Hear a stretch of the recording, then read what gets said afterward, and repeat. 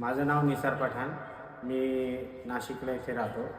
जून 2025ला आपण अर्जुन अगरबत्तीकडून ह्या 2 मशिनी घेतलेल्या आहेत. ओके. आणि जून 2025पासून तर आतापर्यंत आमचं सर्व व्यवस्थित चालू आहे.